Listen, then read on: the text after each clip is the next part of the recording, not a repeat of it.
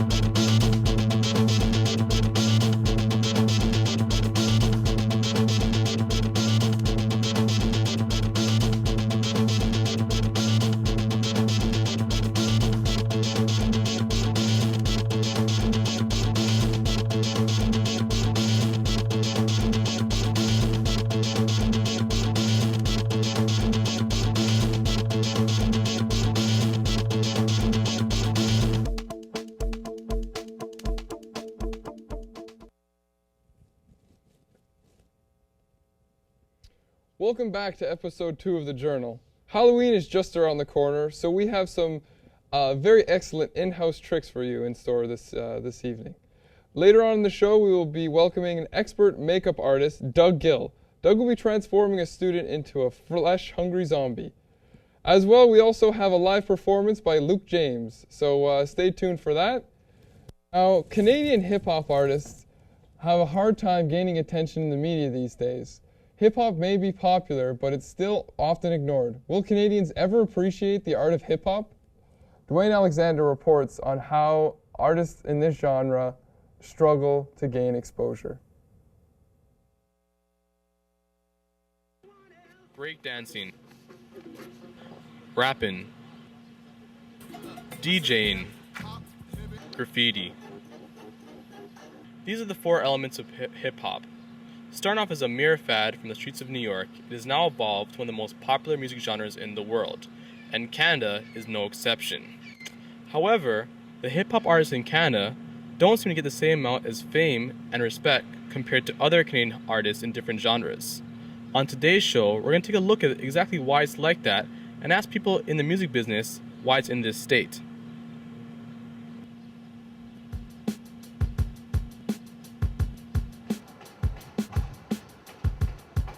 And when you think of it from a radio perspective, there's essentially one, station across the country that plays, predominant urban music 24/7. The rest of the stations, it's a lot of rock based stations, or even the CHR stations that play a little bit of everything. But just the exposure that say the rock or the pop acts get is just way greater. And when the labels look at this, when they're looking at developing artists and signing artists, they look at that. What's the best bang they're going to get for their buck? Because labels don't really take a chance for the most part on artists anymore, because it's the state of the industry, and if they're putting the money out, they got to make sure that they know they're going to get their money back. A lot of people feel that it's because labels don't want to embrace hip hop, but it's more to the tune of that it's not a finished product for them. So what are they supposed to do with it? It's like why if you finish the product and we invest $100,000, we could make $1 million. But if the product's not finished, we invest $100,000, we could lose $1 million. In my opinion, all the subsidies that are having, the Factor, the Video Fact, all those grants, I think that's making people sit back a little bit. They're expecting too much. There's just all this sense of expectation that, I'm gonna get the money and then I'll get it and I'll do it, and there's no urgency. One thing that Canadian artists have to think about is not just trying to break in Canada. I think if you have the worldwide mentality and you understand that maybe you have to leave Canada and go to certain states and you have to travel and spend your money and stay in hotels and do shows for free and do other things to get awareness in these other countries, that's how you become the superstar that you're thinking of. As far as the recognition, it may be more about record sales and fame in Canada.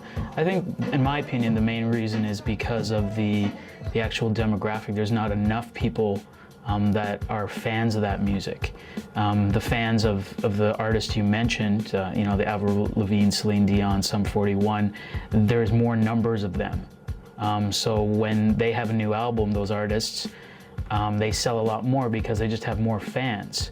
That's just a problem of population in Canada. We're starting to see some breakthrough with some of our artists in terms of the urban artists, and just the way the industry is changing and evolving and using the internet now. So, I mean, you can market yourself and you can promote yourself so much easier now to get exposure and not just in, you know, in our country, in other countries around the world and the States as well. Yeah, the possibilities are endless. So I think we're starting to get some recognition, you know, down south in the States and in the rest of the world. I think it's gonna start getting better. Well, there you have it. After speaking to numerous people in the industry, there are many factors to the situation. I would like to thank everyone who was willing to speak to me, and most of all, the viewers. This is Dwayne, signing off for the Journal. Running a small business in Toronto is no easy task. Take it from Deluxon, a small bar owner in the downtown core. Reporter Taya Sabakunasingham went out to find how these businesses manage despite all of the problems they face.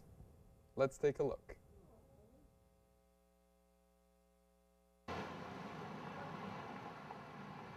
Deluxon Varraja is an owner of a local bar at Woodbine and Gerard, and he has been running it for the last 1 year.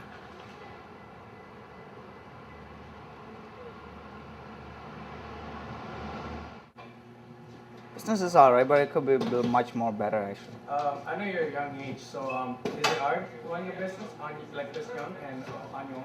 Yeah, it's kind of hard because there's long hours in here, but I got to open up. I'll be here at 11 and then get this place cleaned up by 12 and open it up. Is it always open at 12? Yeah. For Deluxon, all the troubles seem to come at once. Not only he puts long hours into his business and sleeps less, he also have other problems. Are you making enough money running this bar? Well, it's hard actually with the customers, right? The type of customers I have is like more difficult. I got to put up with stuff. Yeah. So, Have yeah. you ever had a problem with a customer? A couple of times I have problems, yeah. Well, like fighting, when they get drunk and they just start acting stupid and stuff, they start a fight with the neighbor beside him. And how do you react to that? Like, how do you manage that? Well, I gotta get in between them and try to stop it, pull one guy over or stuff. Now, does this always happen? Well, not always, just once a week. Well, I live in Scarborough and then my bar's in East End, so traveling is a big problem for me, and the gas prices are obviously expensive. And taxes right now is too high too. So, well, they have their own customers actually. Like, for my customers are mostly elderly, retired people comes here for quiet time, just watch sports, right? The bars across there, like young people and stuff. This place can hold 44 people licensing, right? In total? In total, but I probably get around 30 people around night. Okay. So it'll be nice if I can pack this place for nighttime. When asked Deluxon what he's doing to expand his business and bring more customers in, he said, well, I'm promoting a lot of stuff, like we have giving food with beers and stuff, putting specials on like that. How long have you been coming to this bar? I've been coming here now every Sunday for the last couple of weeks. But I come down to see friends that come here a lot. And, you know, coming for breakfast is pretty good. You know, not too many people in here in the mornings. You know, it's all right. You know, you can't beat the price for the breakfast here. the key to a local business is you must have good support of your local community. Deluxon's success this past 1 year is from the support of the local community at Woodbine and Gerard. He's hoping to expand his business and provide better service for his customers and many more in the future. For the Journal, this is Tayaparan Sabakunasingo.